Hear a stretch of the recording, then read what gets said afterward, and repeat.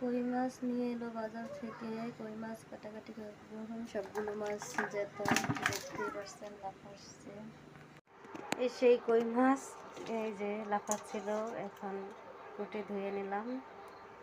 কুসুম গরম পানি দিয়ে ধুয়ে নেবেন, মাছটা একদম খরখরা পরিষ্কার হয়ে যাবে। খুব সুন্দর, একদম সফট, কোনো নাই, ময়লা নাই।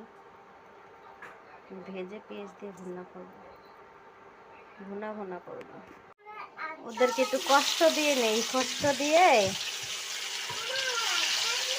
ওদের মনে একটু কষ্ট করাইয়া দিই। গরম তেলে ছেড়ে দিলাম,